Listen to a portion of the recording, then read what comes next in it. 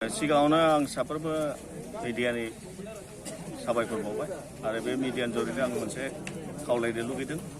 जोङो दा बिजेपियाव 2 जानुवारिनिफ्राय आरम्भ खालामनानै सहयोग निधि मोनसे धन संग्रह जोंनि कार्यकर्ता ओमफ्राय जोंनि जे सापर्टार बेनिफ्राय जों कालेक्ट खालामदों।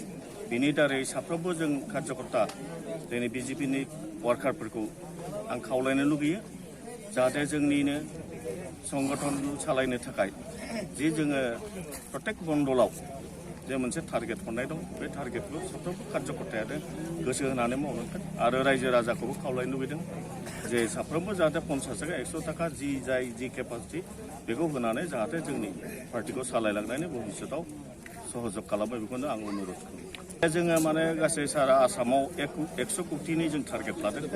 बे थाखाखौ जोङो बेंकआव फिक्स दोनगोन आरो बिनि सुदजोंनो जों पार्टिखौ सालायगोन। फिक्स डिपजिट दोननानै सुदजोंनो जों प्रत्येक डिस्ट्रिक्टआव मोनसे भाग फैगोन बेनि दारै जों पार्टिखौ सालायगोन। जोंथ' फ्राय माने सहारि मोनदों।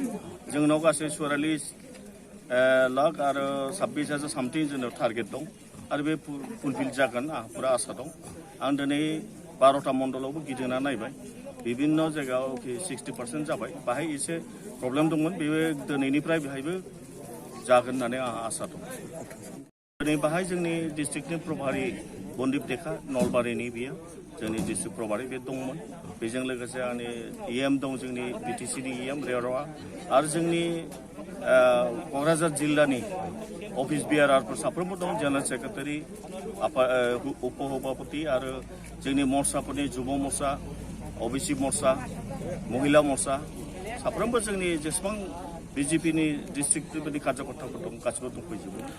खोथाया सैथो थारमाने जोंथ' बुंनो आवगायनिफ्राय दा पार्टि इज डिफारेन्स दस्रा पार्टिफोर बादि जा कंग्रेस दस्रा दलफ्रा मा खालामो हाथायफ्राव सोरबा बिजनेसमेनफोरनाव 10,000 20,000 दादागिरि दम होयै कालेक्सन खालामनानै पार्टि सालायो।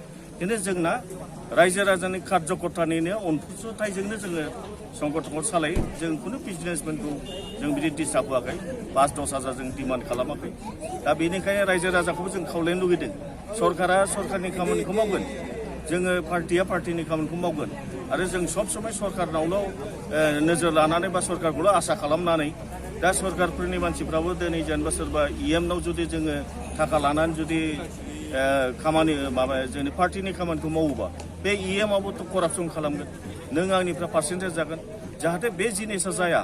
जोङो जोंनिनो पार्टिनिनो जे कार्यकर्ताफोरनि सान्दाजों जों पार्टि सालायनाय बे आदर्शखौ जों बयनोबो बिलाइनो लुगैदों आरो जाहाथे GMनिफ्राय जोङो फैसा लानानै बिसोरखौ करापसन खालामनायनि जों माबाखौ होआ आरोखि।